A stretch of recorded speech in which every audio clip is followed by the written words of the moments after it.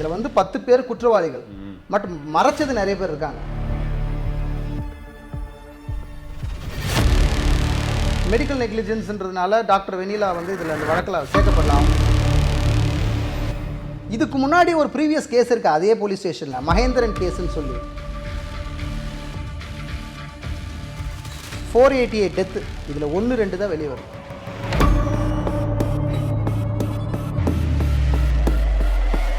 பாதுகாத்துக்கிறதுக்கு என்ன பண்ணணும்? சாதாரண குடிமகன் அதிலிருந்து தப்பிக்கிறதுக்கு என்ன பண்ணணும்?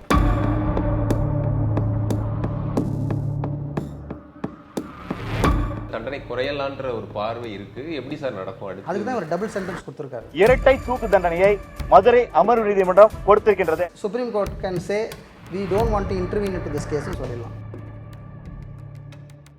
ஆச்சி மசாலா எந்த சமையலும் ருசி தேடும் ரகசியம் 20 ரூபாய்.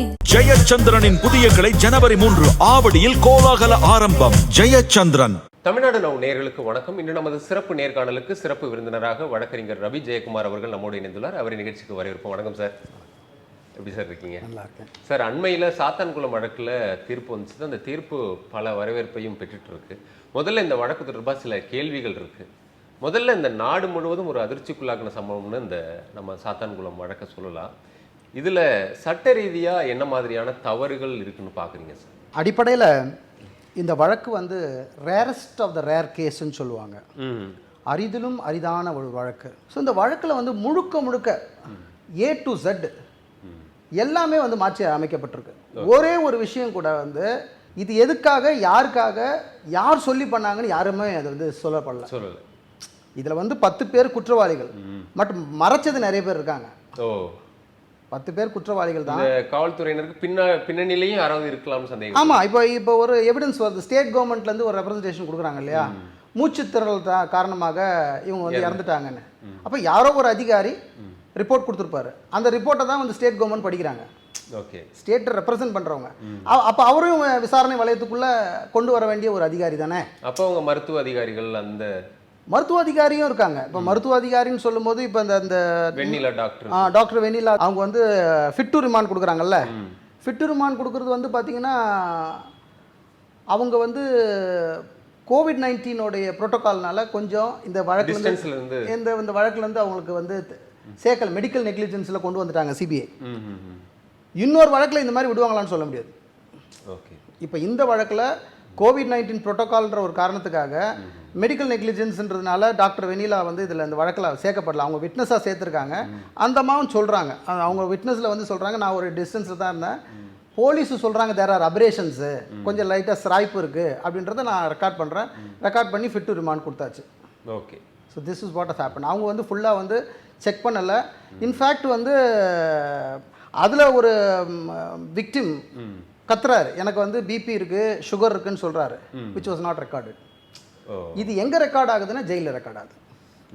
ஜெயிலில் வந்து ரிமாண்ட் காட்டும்போது ஜெயிலோடைய டாக்டர்ஸ் வந்து இதை கம்ப்ளீட்டாக ரெக்கார்ட் பண்ணுறாங்க. என்னென்ன இன்ஜுரிஸ் இருக்குது, எக்ஸ்டர்னல் இன்ஜுரிஸ் என்ன இருக்குது, ப்ளீடிங் இருக்குது, there is bus oozing out. அதில் என்ன சொல்கிறான்னு கேட்டிங்கன்னா அவங்க 2 பேரையும் வந்து படுக்க போட்டு நிர்வாணமாக்கி, தந்தையும் மகனையும் நிர்வாணமாக்கி ஒரு பெரிய லத்தியை உள்ளே விட்டு, ஆக்சுவலி இந்த க்ளூட்டல் ரீஜன் வந்து டேமேஜ் ஆகிருக்கு. நிறைய விஷயம் வந்து சொல்ல முடியாது, அந்த அளவுக்கு வந்து சிதைச்சிருக்காங்க. So it is a brutal attack. அதில் அந்த ஸ்ரீதர்ன்ற அந்த இன்ஸ்பெக்டர் வந்து சத்தம் வராத போது அவர் என்ன சொல்கிறாரு, என்னடா சத்தம் வரலன்னு சொல்லி குரல் கொடுக்குறாரு. இட்ஸ் ஆல் ரெக்கார்ட் இந்த ஜட்ஜ்மெண்ட். சரியாக பார்த்தீங்கன்னா அவங்களை வந்து ஒரு நாள் ஃபுல்லாக வச்சு அடிச்சிருக்காங்க. ஒரு 1 ஃபுல் டே அவங்க வந்து தாக்கப்பட்டிருக்காங்க. அந்த ஈவினிங் நைட் அழைச்சிட்டு போகிறாங்க. மறுநாள் காலையில் வரைக்கும் அவங்களுக்கு வந்து இந்த ப்ரூட்டல் டார்ச்சர் ஏற்பட்டிருக்கு. இதில் டாக்டர் வெண்ணிலா பற்றி பேசியிருந்தோம். அதே போல் அந்த மேஜிஸ்ட்ரேட்டும் வந்து ரிமாண்ட் பண்ணுறதுக்கு ஆர்டர் கொடுத்ததுனால தானே பிரச்சனை, அவருக்கும் இதில் குற்றத்தில் பங்கு இருக்குன்னு சிலர் வந்து சொல்லிட்டு இருக்காங்க. அவருமே அந்த கோவிட் காலகட்டம் பால்கனியில் நின்று பார்த்தாரு, சரியாக கவனிக்கலன்றது இருக்குது. அங்கே என்ன சார் நடந்துச்சு? அந்த மாதிரி நடந்தால் இப்போ வெண்ணிலா டாக்டருக்கு ஒன்று சொன்னாங்க, அவர் அந்த மாதிரி பண்ணுறதுக்கு இன் மை ஒப்பீனியன் இந்த ரிமாண்ட் ப்ராசஸ் வந்து ஆஃப்டர் 6:30 7 o'clock எடுத்துகிட்டு போகிறதே தப்பு. ஏன்னா இப்போது ஒரு மேஜிஸ்ட்ரேட் வந்து அவங்க சீட்டில் உட்காடுறாங்கன்னா from 10:30 to 7:30 they are fully occupied. அவங்களுக்கு வந்து திரும்பி பார்க்க கூட டைம் இல்லை. அவ்வளோ வந்து வேலை பலு இருக்குது. அது சில நீதிமன்ற முன்ன பின்ன இருக்கலாம் கொஞ்சம் ரிமோட் பிளேசஸில், பட் ஆனால் வேலை பலு ஜாஸ்தி இருக்குது. இப்போ இதுக்கு நடுவில் இவங்க என்ன பண்ணுறாங்க, நிறைய நேரத்தில் இப்போ அவங்களுக்கு வந்து ஃபேவரபிள் ரிமாண்ட் வேணும் அப்படின்னா ஏசி சொன்னார், டிசி சொல்லியிருக்காரு ரிமாண்டு காட்டணும் அப்படின்னு சொல்லி 8:30 மணி 9 மணிக்கு. இப்போ இதுவும் வந்து பார்த்திங்கன்னா லேட் நைட் தான். இப்போ இப்போ இது ஒரு கொலை வழக்கு இல்லை வந்து ஒரு பாலியல் வழக்கு, அந்த மாதிரி வழக்கில் நீங்கள் ஒருத்தரை பிடிக்கிறீங்க 8-9 மணிக்கு கொண்டு போகிறீங்கன்னா ஓகே. ஈவன் ஜுடிஷியல் மேஜிஸ்ட்ரேட்டும் மனுஷன் தானே, அவங்களுக்கும் ஒரு ஃபேமிலி இருக்குது, அவருக்கும் ஒரு லைஃப் இருக்குது. அவரை போய் நீங்கள் 8:30 மணிக்கு டிஸ்டர்ப் பண்ணிங்கன்னா அவர் என்ன பண்ணுவார்? ஸோ இதெல்லாம் காரணம் இருக்குது. சி, இது வந்து it is not about getting your work done. ரிமாண்டுன்றது ஒருத்தரை வந்து பிடிச்சி ஒரு 10 நாள் ஜெயிலில் வைக்கிறதுன்றது இது வந்து ஆக்சுவலாக பார்த்தீங்கன்னா ரிமாண்டு காட்டக்கூடிய ஒரு வழக்கே கிடையாது. அடிப்படையில் எதுக்கு ரிமாண்ட் காட்டுறாங்க? செக்ஷனை மாற்றி போடுறாங்க. 506(2) செக்ஷன் ஏதோ போட்டிருக்காங்க, அதனால ரிமாண்டு கொடுக்க வேண்டிய சூழ்நிலை தள்ளப்படுறாரு ஜுடிஷியல் மேஜிஸ்ட்ரேட். பட்டு அவங்களுடைய பின்புலத்தை ஒரு 5 நிமிஷம் விசாரித்தா தெரிஞ்சிடும். இவன் ஹிஸ்ட்ரி ஷீட்டரா இல்லை ஜஸ்ட் லைக் தட் ஒரு குவாரல் பிக்கப் ஆகுது. இதில் என்ன பிரச்சனை? கோவிட் கைட்லைன்ஸை இவங்க ஃபாலோ பண்ணல, அதான் வழக்கு. பட் சிபிஐ ப்ரூவ் பண்ணுறாங்க கோவிட் கைட்லைன்ஸை அவங்க வந்து எதுவுமே வந்து அவங்க பிரேக் பண்ணலை அப்படின்னு சிபிஐ ப்ரூவ் பண்ணுறான். சுப்ரீம் கோர்ட் ஜட்ஜஸ்க்கோ ஹைகோர்ட் ஜட்ஜஸ்க்கோ இல்லாத ஒரு பெரிய பவர் ரிமாண்டுன்ற பவர். அந்த பவர் ஜுடிஷியல் மேஜிஸ்ட்ரேட் கிட்ட தான் இருக்குது. ஒரு தனி மனிதனுடைய லிபர்ட்டி, அவனை தூக்கி வந்து ஜெயிலில் ஒரு 10 நாள் வைங்க 15 நாள் வைங்கன்னு சொல்கிறது வந்து ஒரு ஜுடிஷியல் மேஜிஸ்ட்ரேட்டுக்கு ஆள் மட்டும்தான் அந்த பவர் உண்டு. வேறு எந்த ஜுடிஷியரியில் வேறு யாருக்குமே அந்த பவர் இல்லை. அப்படிப்பட்ட very powerful. But power comes with lot of ரெஸ்பான்சிபிலிட்டியும் கூட. ஸோ இந்த மாதிரி போலி வழக்குகளை வந்து மெக்கானிக்கலாக ரிமாண்ட் பண்ணாமல், இப்போ இந்த வழக்குகளை கூட மெக்கானிக்கலாக ரிமாண்ட் பண்ணி அவங்கள வந்து ஒரு 120 kilometre from where they are Kovilpatti சப்ஜெயிலுக்கு அனுப்புகிறாங்க. அப்போ அந்த ட்ராவல் டைமில் 2 ஹவர்ஸ்லேயே வந்து பார்த்திங்கன்னா there is huge profuse blood loss. நிறைய வாட்டி அவங்க ட்ரெஸ் மாற்றுறாங்க, பிளாங்கெட் போட்டு அது மேலே அவங்கள உட்கார வைக்கிறாங்க. ஸோ இந்த 2 ஹவர்ஸை வந்து அவங்க அவாய்ட் பண்ணியிருந்தாங்கன்னா லோக்கல் ஜெயிலையோ இல்லை ரிமாண்டே அலோவ் பண்ணலைன்னா யோசிச்சு பாருங்கள். There is a large possibility they will have lived. ஒருவேளை அந்த ரிமாண்ட் அலோவ் ஆகாமல் இருந்ததுன்னா அவங்க உடனே வந்து ஒரு மெடிக்கல் அட்டென்ஷனுக்கு போயிருப்பாங்க. அந்த 2 ஹவர்ஸ் பிளட் லாஸ் ஆயிருக்காது, ட்ராவலில் 2 ஹவர்ஸ் பிளட் லாஸ் ஆயிருக்காது, அவங்களால அவங்க பிழைக்கிறதுக்கான வாய்ப்பு ஏற்பட்டுருக்கலாம். ஸோ அந்த வாய்ப்பு வந்து அவங்களுக்கு இல்லாமல் போச்சு இந்த கேஸில். அது எப்படி வந்து ரிமாண்ட் பண்ணுற அளவுக்கு என்னென்ன மாதிரியான வழக்குகளை காவல்துறையிலேருந்து புனைஞ்சாங்க இவங்க மேலே? எல்லாமே ஜோடிக்கப்பட்ட வழக்கு தான். அதாவது காவல்துறை அதிகாரியை பணி செய்ய விடாமல் தாக்குனதா வழக்கு, அவர் அடிச்சதா வழக்கு. அதுக்காக இவங்க 2 பேரையும் கூப்பிட்டு போயிட்டு கம்ப்ளீட் ப்ரூட்டல் டார்ச்சர் பண்ணி சாகடிச்சிட்டாங்க. இதுதான் வழக்கு. இதுக்கு முன்னாடி ஒரு ப்ரீவியஸ் கேஸ் இருக்குது அதே போலீஸ் ஸ்டேஷனில், மகேந்திரன் கேஸ்ன்னு சொல்லி. மே 2020 அந்த சப் இன்ஸ்பெக்டர் ரகு கணேஷ் அவருக்கு ஒரு ப்ரீவியஸ் கேஸ் இருக்குது. மகேந்திரன்ற ஒருத்தர் இறந்துருக்காரு அதே போலீஸ் ஸ்டேஷனில். அதுக்கு பிறகு அவங்க அங்கே தான் பணியில் இருக்கிறாரு. ஆமாம், அவர் அதனால தான் அவங்க இந்த மோடஸ் ஆபரண்டி அவங்களால காப்பாற்ற முடிஞ்சது. இது இப்படி ஒரு வேளை டெத் ஆகி போச்சுன்னா இது எப்படி மாற்றி அமைக்கணும்னு அவங்களுக்கு தெரிஞ்சிருக்கு. ஏற்கனவே ஒரு அனுபவம் அவங்களுக்கு இருக்காது, ப்ரீவியஸ் அனுபவம் இருக்கு. மகேந்திரனுடைய கேஸ் ஹிஸ்டரி என்னன்னு தெரியுமா சார்? அது இல்லை, அது பேசப்படவே இல்லை. நீங்கள் மகேந்திரன் கேஸுக்கு போயிட்டு அடுத்த கேஸ் ஒன்று சொல்கிறேன் பாருங்கள். நேஷனல் ஹியூமன் ரைட்ஸ் கமிஷன் ஒரு டேட்டா ரிலீஸ் பண்ணுறாங்க. 2016 2022 488 கஸ்டோடியல் டெத்தை டிக்ளேர் பண்ணுறாங்க. From the year 2016 to 2022 NHRC data, national human rights data 488 death. இதில் 1-2 தான் வெளியே வருது. And this case because it was transfer to CBI, இவ்வளோ தூரம் ட்ரெஜெக்டரியே மாறிச்சு, கேஸோட தன்மையே மாறி போச்சு. கேஸோடைய தன்மையே மாறியாச்சு. ஒரு சீஃப் மினிஸ்டர் சொல்கிறாரு பிரெத்லெஸ்னஸ், மூச்சு திணறல் காரணமாக இறந்துட்டாங்க. அவர் ஏன் சொல்கிறாரு? அவருக்கு யாரோ ஒருத்தர் ரிப்போர்ட் கொடுத்துருக்காங்க. அந்த ரிப்போர்ட் கொடுத்தது யார்? அவர் தான் முக்கியமான குற்றவாளி இந்த வழக்கில். குற்றம் செஞ்சவனை விட இந்த மாதிரி மாறுதலான ரிப்போர்ட் கொடுக்குற அதிகாரிகள் இருக்காங்க இல்லையா, அவங்க தான் விசாரிக்கப்பட வேண்டிய ஆள். அப்போ இந்த 488 வழக்கு வந்து எப்படி க்ளோஸ் பண்ணியிருக்காங்க உங்கள் கற்பனைக்கு விட்டுறேன் நான். ஓகே. எப்படி க்ளோஸ் பண்ணியிருப்பாங்க? சார், இந்த மாதிரியான சம்பவங்கள் ஈடுபடும் போது காவல்துறையினுடைய அராஜகம் அப்படிங்கிறது நீங்கள் சொல்கிற மாதிரி இதெல்லாம் இந்த மாதிரி ரேர் கேஸில் பேசுகிறோம். ஆனால் இந்த மாதிரியான குற்றங்களில் ஈடுபடுற காவல்துறையினர் மீது வந்து ஒரு சாதாரண குடிமக்கள் மாதிரியே வழக்கு பதிஞ்சு நடவடிக்கை எடுக்க முடியுமா? அதுக்கு வேற எதுவும் சட்ட ரீதியாக பிரச்சனைகள் இருக்கா? ஒரு பிரச்சனையும் இல்லை. நீங்கள் வந்து ஒரு பொதுமக்களாக நீங்கள் வந்து ஒரு ஒரு காவல்துறை அதிகாரியினால் நீங்கள் பாதிக்கப்பட்டுறீங்க, ஒரு பொய்யான வழக்கு உங்கள் மேலே புனையப்பட்டிருக்கு அப்படின்னா, நான் ஏற்கனவே சொன்ன மாதிரி ஒரு ப்ரைவேட் கம்ப்ளைண்ட் அவங்க மேலே லான்ச் பண்ணலாம். Private complaint judicial magistrate party in person டைரெக்டாக போகலாம். உங்களுக்கு வழக்கறிஞர் கூட தேவையில்லை. நீங்கள் நேரடியாக போய் நீங்கள் வந்து உங்கள் வழக்கை நீங்கள் பதிவு பண்ணலாம்.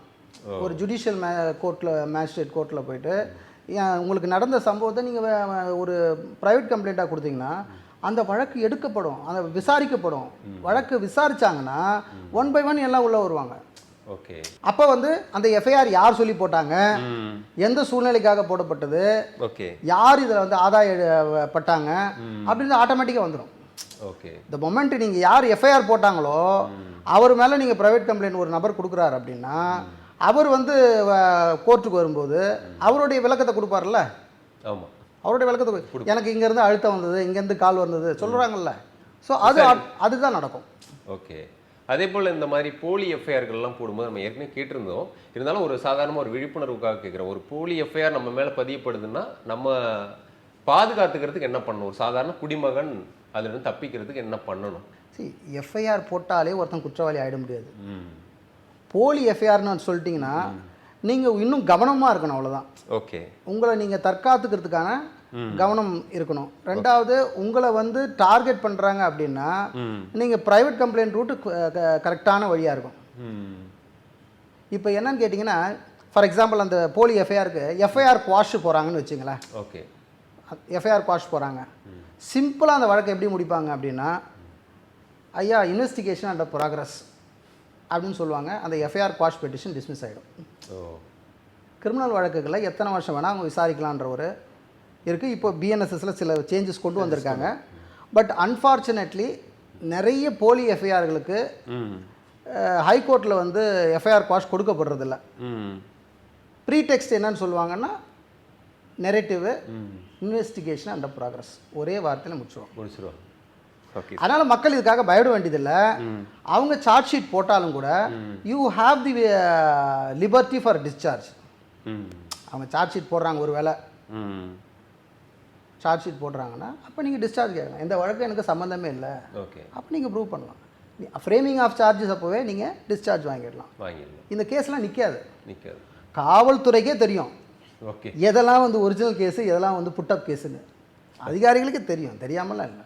ஓகே சார், இப்போ சொல்லும் போதே சொல்லியிருந்தீங்க, இந்த தேசிய அறிக்கையில் வந்து கிட்டத்தட்ட ஒரு 488 கஸ்டோடியல் டெத் தமிழ்நாட்டிலே 2016 2022 வரைக்கும் சொல்லியிருந்தீங்க. இந்த அளவுக்கு வந்து கஸ்டோடியல் டெத்து அப்படின்றது நடந்துட்டு இருக்கு. கஸ்டோடியல் டார்ச்சர்ன்றது நிறைய நடக்குது. நம்ம நியூஸ்லாம் பார்க்குறோம், பாத்ரூமில் வழுக்கி விழுந்தார், இந்த மாதிரி நிறைய விஷயங்கள் வந்து நம்ம கஸ்டோடியல் டார்ச்சரை வந்து பார்க்குறோம். இந்த மாதிரி கஸ்டோடியல் டார்ச்சர் ஏன் காவல் நிலையங்கள் நடக்குது? இதற்கு சட்டப்பூர்வமாக எதுவும் ஏற்பாடுகள் இருக்கா? அதுலேருந்து கைதிகளை இல்லை குற்றம் சாட்டப்படுறவங்கள பாதுகாக்கிறதுக்குன்னு ஏதாவது பாதுகாப்பு அம்சங்கள் சட்டத்தில் இருக்கா? பாதுகாப்பு அம்சம்ன்ற சட்டத்தில் இருந்ததுனால தான் இந்த ஜட்ஜ்மெண்ட்டே வந்திருக்கு. இப்போ இந்த ஜட்ஜ்மெண்ட்டில் வந்து 2 சுப்ரீம் கோர்ட் சைட்டேஷன் கொடுக்குறாரு. இந்த கேஸை அவருடைய பார்வைக்கு எப்படி கொண்டு போகிறாங்கன்றத.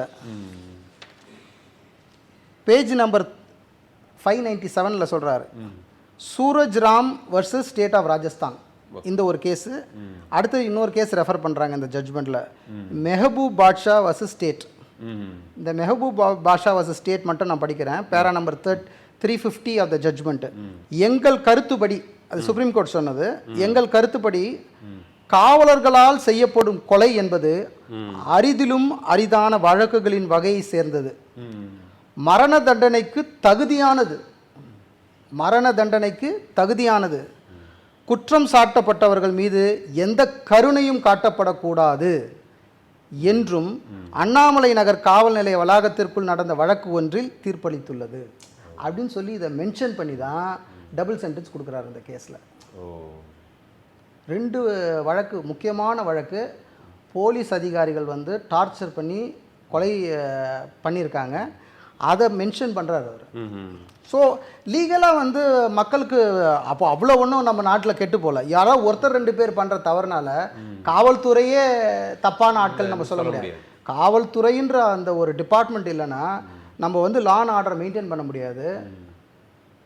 அது வந்து நம்ம பொத்தாம்பதோ சொல்லிட்டோம். அது ஒரு சிலர் கரப்ட் ப்ராக்டிசஸ்னால ஒரு சிலர், அதாவது ஆசை எல்லா தீமைக்கும் வேறா இருக்குன்னு சொல்லுவாங்க. அந்த ஆசை, மனிதனுடைய ஆசை, கர்வம், நான் இந்த காக்கி யூனிஃபார்மில் இருக்கேன், என்னை ஒன்றும் பண்ண முடியாதுன்னு நினைக்கிற சில பேருடைய மென்டாலிட்டினால ஏற்படக்கூடிய கொடூரம் இது. இந்த கொடூரத்தை வந்து மக்கள் எழுச்சி மட்டும்தான் இது வந்து இந்த கேஸை நிற்க வச்சிருக்காது தவிர, இதை வந்து ஸ்டேட் போலீஸ் வந்து விசாரிச்சிருந்தாங்கன்னா இதை 488 கேஸ் எப்படி க்ளோஸ் ஆச்சோ அது மாதிரி ஒன்றா இதுவும் இருந்திருக்கும். அதில் ஒன்றா இது சேர்ந்துருக்கும். இப்போ ஏன்னா இதில் ரேவதி அப்படின்றவங்களுடைய சாட்சி மிக முக்கியமானதாக வெரி பாராட்டு. Primary witness. அந்த மாதிரி ஒரு சாட்சியெல்லாம் இல்லைன்னா இது இன்னும் எவ்வளோ காம்ப்ளிகேட்டடாக ஆயிருந்திருக்கும் இந்த வழக்கில். இல்லை, மெடிக்கல் ரிப்போர்ட்ஸ் வந்து ஃபாரன்சிக் ரிப்போர்ட்டர்ஸ் ரொம்ப ஸ்ட்ராங்காக எடுத்திருக்காங்க சிபிஐ. சிபிஐ வந்து பேக்கிங் சும்மா ஜஸ்ட் ஒரு டெஸ்டிமோனியில் வந்து மேட்டரை முடிக்கல, இந்த வழக்கை முடிச்சு வைக்கல. அவங்க என்ன பண்ணுறாங்க, பேக் ஒர்க் பண்ணுறாங்க. ஓகே, ஈவன் சிடிஆர் ரிப்போர்ட் எடுத்திருக்காங்க. அந்த குற்றவாளிகளுடைய சிடிஆர் ரிப்போர்ட்டு, ஜெயராஜ் பெனிக்ஸோட சிடிஆர் ரிப்போர்ட்டு, மொத்த ரிப்போர்ட் எடுத்திருக்காங்க. எல்லாம் பேக் ஒர்க் பண்ணியிருக்காங்க. ப்ளஸ் அது இல்லாமல் வந்து மெடிக்கல் ஃபாரன்சிக்கு அழிக்கப்பட்ட தடயங்கள்னு சொன்னாங்களே, அந்த லத்தியை வந்து மாற்றி வச்சுருக்காங்க, நிறைய ரெக்கார்ட்ஸை கிழிச்சிருக்காங்க. அது எல்லாத்தையும் வந்து ஃபாரன்சிக்கில் கொண்டு வராங்க. கொண்டு வந்து அதன் மூலியமாக தான் கேள்வி எழுப்புறாங்க. அதே போல் இதில் வந்து ஃப்ரெண்ட்ஸ் ஆஃப் போலீஸ் சம்மந்தப்பட்டிருந்தாங்க அப்படின்ற மாதிரி எல்லாம் கேள்விப்படுறோம். முதல்ல இந்த ஃப்ரெண்ட்ஸ் ஆஃப் போலீஸ் அப்படின்றது சட்டப்பூர்வமானதா சார்? இல்லை, அது ஆல்ரெடி வந்து இந்த வழக்குக்கு அப்புறமே தான் அதை வந்து அபாலிஷ் பண்ணாங்க தமிழ்நாட்டில். பட் ஃப்ரெண்ட்ஸ் ஆஃப் போலீஸ்ன்றது வந்து இந்த வழக்கில் சம்மந்தப்பட்டிருக்காங்கன்றது குறிப்பு இருக்குது, சார்ஜ் ஷீட்லேயே இருக்குது. பட் சம்பவம் அவங்க வந்து அவங்கள வந்து பார்ட்டியாக சேர்க்கலை. அது யார் என்ன அப்படின்னு தெரியல. பட் ஃப்ரெண்ட்ஸ் ஆஃப் போலீஸ்ன்ற சில நபர்கள் தாக்குனதை உறுதிப்படுத்தியிருக்காங்க, சார்ஜ் ஷீட்டில் இருக்குது. It is part of charge. ஆமாம்மா, அவங்களும் கூட சேர்ந்து தான் அடிச்சிருக்காங்க. ஓகே, இந்த 2 விக்டிம்ஸை வந்து தாக்குனது ஃப்ரெண்ட்ஸ் ஆஃப் போலீஸ் உள்பட தான். பட் அவங்கள வந்து இந்த வழக்கில் சேர்க்கலை. ஆனால் இதுக்கு பிறகு, இந்த சம்பவத்துக்கு பிறகு தான் அந்த ஃப்ரெண்ட்ஸ் ஆஃப் போலீஸை வந்து அபாலிஷ் பண்ணுறாங்க. இந்த மாதிரியான கஸ்டோடியல் டெத், இந்த மாதிரியான அசம்பாவிதங்கள் தொடர்ச்சியாக நடக்கிறதுக்கு இது எந்த மாதிரி சிஸ்டமிக் ஃபெயிலியராக பார்க்குறீங்க சார்? இது இப்படி தொடர்ச்சியாக நடக்கிறது சிஸ்டமிக் ஃபெயிலியர்ன்றது வந்து பார்த்திங்கன்னா, முதல்ல இப்படிப்பட்ட சில பிரச்சனைகள் வந்து ஒரு டிசிப்ளின் ஃபோர்ஸில் நடக்குதுன்னா அதை இன்ஸ்டிடியூஷனல் ஷீல்டிங் பண்ணுறத மேலதிகாரிகள் தவிர்க்கணும். ஓகே, ஏற்கனவே நீங்கள் கேட்டிருக்கீங்க, ஸ்டேட் கவர்மெண்ட்டில் வந்து மூச்சுத்திறன் காரணமாக இழந்துட்டாங்கன்னு சொன்னாங்க அப்படின்னு. அந்த ரிப்போர்ட்டை ஒரு பெரிய ஒரு அதிகாரி கண்டிப்பாக வந்து ஒரு எஸ்பி லெவலில் இருக்கிற ஒரு அதிகாரி தான் அதை கொடுத்துருக்கணும் இல்லையா? ஒரு டிஸ்ட்ரிக்ட் எஸ்பி லெவலில் இருக்கிறவங்க தான் அந்த ரிப்போர்ட்டை கொடுக்க முடியும் ஸ்டேட் கவர்மெண்ட்டுக்கு. ஸோ அந்த மாதிரி ஆட்கள் வந்து இந்த மாதிரி பிரச்சனையில் வந்து ரொம்ப சென்சிட்டிவாக இருக்கணும். இப்போ கூட ரீசெண்டாக பார்த்தேன், ஏதோ ஒரு டிசி காரில் போயிட்டே இருக்கார், திடீர்னு இறங்கி ஒருத்தர் போட்டு தாக்குறாரு கடுமையாக, ஏதோ ஒரு ஊரில். அது என்ன மாதிரி ஒரு பிஹேவியர்? ஒருத்தர் துப்பாக்கியாலே சுட்டார், இப்போ இசக்கி ராஜான்னு ஒருத்தர் ஒரு ஊரில். ஒரு டிசி நீங்கள் போயிட்டுருக்கீங்க, ஒருத்தர் ஓவர்டேக் பண்ணிட்டு போகிறான், இறங்கி ஓடி வந்து அவனை போட்டு அடிக்கிறது. இவர் அடிக்கிறது இல்லாமல் சம்மந்தம் இல்லாமல் 4 பேர் சேர்ந்து அடிக்கிறாங்க. ஸோ இதெல்லாம் வந்து தவிர்க்கப்படணும். இப்போ அந்த மாதிரி அதிகாரிகளை வந்து ஃபஸ்ட்டு அவங்களுக்கு ட்ரீட்மெண்ட் கொடுக்கணும். ஓகே, அவங்க ஐபிஎஸ் அதிகாரியாக இருக்கட்டும், இல்லை வந்து கன்ஃபர்ட் ஐபிஎஸ்ஸாக இருக்கட்டும், இல்லை ப்ரொமோஷனில் வந்திருக்காங்கன்னா கூட they need proper treatment and counselling. இவங்கெல்லாம் வந்து இந்த பதவியில் இருக்கிறதுக்கு லாய்க்கில்லாத ஆட்கள். இப்படிப்பட்ட ஆட்கள் வந்து இந்த மாதிரி பதவியில் இருக்கும்போது என்ன ஆகுதுன்னு கேட்டிங்கன்னா, பொதுமக்கள் வந்து பாதிக்கப்படுறாங்க. பொதுமக்கள் வந்து பாதிக்கப்படுறாங்க. ரெண்டாவது வந்து இந்த ஃபோர்ஸோடைய அந்த சாங்டிட்டின்னு சொல்லுவாங்க, அது வந்து ரொம்ப பாதிக்கப்படுது. போலீஸ்னால் ஒரு எல்லா மக்களுக்கும் ஒரு மரியாதை இருந்தது. அந்த மரியாதை சில பேர் பண்ணுற தவறுனால, எல்லாரும் சொல்ல முடியாது, பொதுவாக சில பேர் பண்ணுற தவறுனால இது வந்து பெரிய லெவலில் வந்து பாதிப்பு ஏற்படுத்துது. Specially in Tamil Nadu we have facing this problem. இது இந்த மாதிரி சம்பவம் போலீஸாருடைய மன அழுத்தத்தினால நடக்கிறதுக்கு வாய்ப்பு இருக்கு. இந்த சம்பவத்தில் ஏன்னா கோவிட் காலகட்டம், குவாரண்டைன் இருந்த டைம், அந்த மன அழுத்தமும் ஒரு காரணமா சார்? மன அழுத்தத்துக்காக நீங்கள் கூட்டின்னு போய் ஒரு ஆளை ஒரு நாள் ஃபுல்லாக வச்சு அடித்து சாகடிச்சிருவீங்களா? மன அழுத்தம்னா நீங்கள் என்னெல்லாம் எவ்வளோ ரெக்ரியேஷன் இருக்குது, ரெக்ரியேஷனுக்கு வழியாக இல்லை. ஓகே, இது வந்து என்னன்னு கேட்டிங்கன்னா, நான் வந்து காக்கி யூனிஃபார்மில் இருக்கேன், நான் சொல்கிறத நீ கேட்கணும் அப்படின்ற அந்த அதிகார பாஸ் ஆட்டிடியூட், அந்த அதிகார துஷ்பிரயோகம். இந்த மாதிரி காவல்துறை வந்து வரம்பு மீறி தாக்குதல் பண்றதோ இல்லை வந்து துன்புறுத்துறதோ பண்ணும்போது ஒரு சாதாரண குடிமகன் அதுல இருந்து பாதுகாத்துக்கிறதுக்கு முதல்ல என்னென்னலாம் பண்ணலாம் சார்? ஐயா இப்போ இந்த கேஸில் கூட பார்த்தீங்கன்னா அவங்களுக்கு அவங்க ஃபேமிலிக்கு இது விஷயம் எப்படி கொண்டு போகிறதுன்னு தெரியாமல் இருந்திருக்கலாம். ஓகே. இப்போ இந்த மாதிரி அவங்க போலீஸ் ஸ்டேஷனில் இல்லீகல் டிடென்ஷன் பண்ணி வச்சுருக்காங்க அப்படின்னாலே உடனே நீங்கள் கோர்ட்டுக்கு போகலாமே. நீங்கள் ஏன் போலீஸ் ஸ்டேஷனில் போய் வாசலில் நிற்கிறீங்க? இவங்களுக்கு ப்ராப்பராக என்ன பண்ணுறதுன்னு தெரியல. இது பொதுமக்களோட பெரிய பிரச்சனை. எஃப்ஐஆர் போட்டாங்க, ரிமாண்ட் காட்ட போகிறாங்க அப்படின்றது தான் மக்களுடைய பயமாக இருக்க தவிர நீங்கள் டைரெக்டாக வந்து அப்ஜெக்ஷன் கொடுக்கலாமே. ரிமாண்ட் காட்டுற அப்போ கூட நீங்கள் போய் அப்ஜெக்ஷன் கொடுக்கலாமே. புரியுதுங்களா? ஜெயராஜன் பெனிக்ஸை வந்து ரிமாண்ட் கூப்பிட்டு போகிறாங்கல்ல, அப்போ நீங்கள் போய் அப்ஜெக்ஷன் கொடுக்கலாமே. இவங்க 2 பேரும் வந்து தொழில் நடத்துகிறாங்க, ஒரு கடை வச்சுருக்காங்க, லாக்டவுன் வயலேஷன்ஸ் நாங்கள் வந்து எதுவும் மீறலை, போலீஸார் வந்து அடித்து துன்புறுத்தி இந்த மாதிரி கொண்டு வந்திருக்காங்கன்னு ஒருத்தர் ரெப்ரசன்ட் பண்ணலாமே. அப்படி ஒருத்தர் சொல்லியிருந்தால் இந்த ரிமாண்டே கொடுத்துருக்க மாட்டாங்களே. அவங்களுக்கு தெரியல. There is something call objection கொடுக்கலாம். இவங்க தரப்புல ஒரு அட்வொகேட்டை பார்த்துருந்தா கூட அதை பண்ணியிருந்திருக்கலாம் அந்த நேரத்தில். கண்டிப்பாக நடந்திருக்கும். அப்ஜெக்ஷன் கொடுத்தாலே ரிமாண்ட் அப்ரூவ் ஆகுது. இந்த கேஸில் நடந்திருக்க வாய்ப்பு இல்லை. ஏன்னா உங்களுக்கு வந்து ரத்தப்போக்கு இருக்கு, கொஞ்சம் திரும்பியா பார்க்கலான்னு சொன்ன பார்த்தாலே தெரிஞ்சிடும். நீங்கள் மொட்டை மாடியிலேருந்து கூட பாருங்க, ஒன்றும் தப்பு இல்லை. ரத்தம் தெரியுமா இல்லையா? தெரியும். ஸோ இந்த வாய்ப்புகளில் ஸோ இப்படி வந்து ப்ரூட்டல் அட்டாக் நடந்திருக்கு, நான் ரிமாண்ட் அலோவ் பண்ண மாட்டேன், அன்றைக்கி அப்போவே முடிஞ்சிருக்கு அந்த கேஸ். Okay. they would have lived their life today. So காரணம் என்னன்னு கேட்டிங்கன்னா அந்த ஃபேமிலிக்கு இதை எப்படி ஹேண்டில் பண்ணுறதுக்குன்னு தெரியாமல் போயிருக்கலாம். அந்த அப்ஜெக்ஷன் வந்து சரியாக போய் சேரலை. பொதுவாக இந்த விழிப்புணர்வு இங்கே கொஞ்சம் குறைவாக தான் இருக்குது. இந்த விழிப்புணர்வு கட்டாயமாக வேணும். இப்போ அவங்க வந்து ரிமாண்ட் ப்ராசஸ் ஒன்ஸ் வந்து ஒருத்தர் அரெஸ்ட் பண்ணிட்டாங்க, ரிமாண்ட் ரிப்போர்ட் ரெடி ஆகிடுச்சு, அரெஸ்ட் கார்டு ரெடி ஆகிடுச்சு, அந்த மெமோ எடுத்துகிட்டு மேஜிஸ்ட்ரேட்டை பார்க்குறாங்க அப்படின்னா மேஜிஸ்ட்ரேட் என்ன பார்க்குறாங்க, டைம் எப்போவுமே கரெக்டாக டைம் சொல்ல மாட்டாங்க போலீஸ், எந்த டைமில் வந்து மேஜிஸ்ட்ரேட் முன்னாடி ப்ரொடியூஸ் பண்ண போகிறோன்ட்டு. காலையில் 10:30 மணின்னு சொல்லுவாங்க, நைட்டு 10:30 மணிக்கு எடுத்துகிட்டு போவாங்க. ஸோ இதெல்லாம் கொஞ்சம் சென்சிட்டிவாக ஒர்க் அவுட் பண்ணணும். ஓகே. To understand? ஓகே. அதே மாதிரி மேஜிஸ்ட்ரேட்டுக்கு முன்னாடியே வந்து ஐயா சொல்லிட்டாரு ரிமாண்ட் காட்டணும்னு சொல்லி அப்படின்னு யாரோ ஒரு பேரை சொல்லுவாங்க. அந்த ஃபேஸ் வேல்யூ இது எது இருக்குது, இந்த பிரச்சனை இருக்குது, அதுவாயிட்டு இதெல்லாம் இவங்களால லான் ஆர்டர் ப்ராப்ளம் அப்படின்னு சொல்லும் போது ஒரு கன்விக்ஷன் வந்து இவங்களே ரெடி பண்ணுறாங்க. இவங்களே ஜட்ஜ் ஆகிட்டு ஏதோ ஒன்று சொல்கிறாங்கன்னு வச்சுங்க, அதுக்கு அப்ஜெக்ட் பண்ணுறதுக்கு ஒரு ஆள் வேணும்ல. ஓகே. இப்போ இன்றைக்கி சிபிஐ ரிப்போர்ட்டில் தெரியுது லாக்டவுன் வயலேஷன்ஸே கிடையாதுன்ட்டு. அன்னைக்கு யாராவது ஒருத்தர் அப்ஜெக்ஷன் கொடுத்துருந்தாங்கன்னு வச்சுங்க ஸ்ட்ராங்காக, the remand will not have happened. மேஜிஸ்ட்ரேட்ஸும் வந்து ஜஸ்ட் லைக் தட் ரிமாண்ட் கொடுக்க மாட்டாங்க, விசாரிச்சு தான் கொடுப்பாங்க. ஸோ 1 or 2 கேஸஸ், ஒரு 100 கேஸில் 1-2 இப்படி போகிறதுக்கு வாய்ப்பு இருக்குது. பட் அன்னைக்கு அப்ஜெக்ஷன் ஒன்று ஸ்ட்ராங்காக கொடுத்துருந்தாங்க, நடந்தே இருக்கு, would not have happened. இப்போ இந்த வழக்கில் இந்த தீர்ப்பு வந்து ஒரு நல்ல தீர்ப்பு எல்லாரும் பார்க்குறாங்க. ஆனால் இது அடுத்தடுத்து அப்பீல் பண்ணும்போது இந்த தண்டனை குறையலான்ற ஒரு பார்வை இருக்குது. எப்படி சார் நடக்கும் அடுத்து? அதுக்கு தான் ஒரு டபுள் சென்டென்ஸ் கொடுத்துருக்காரு. ஓஹோ, 2 ஒன்றா மாறும். இது வந்து இந்த ஜட்ஜ்மெண்ட் வந்து ரொம்ப பிரில்லியன்ட் ஜட்ஜ்மெண்ட்டு, ரொம்ப பிரில்லியன்ட் ஜட்ஜ்மெண்ட்டு. இது வந்து அதுதான் சொல்கிறாங்க, இது rarest of the rare judgement.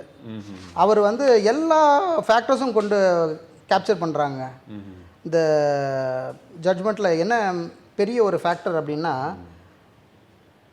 ஒரு போலீஸ் காவல்துறை அதிகாரி இந்த மாதிரி வந்து ஒரு செயலில் ஈடுபட்டால் அவனுக்கு மரண தண்டனை கொடுக்கறது தப்பு இல்லைன்னு சுப்ரீம் கோர்ட் சைட்டேஷன்ஸோடு கொடுத்துருக்காரு. இதெல்லாம் டிவிஷன் பெஞ்சோட citations of supreme court. So இது சுப்ரீம் கோர்ட்டுக்கே போதுன்னு வச்சுங்களேன். மேக்ஸிமம் என்ன பண்ணலான்னு கேட்டிங்கன்னா லைஃப் கொடுக்கலாம். ஓகேவா? அதுதான் நடக்குமே தவிர அதுக்கும் நிறைய காரணம் இருக்குது. ஏற்கனவே பிரசிடென்ட் இருக்கிறதுனால there could be 99% chances supreme court can say we don't want to intervene into this case ன்னு சொல்லிடலாம். அதுக்கும் வாய்ப்பு இருக்கு.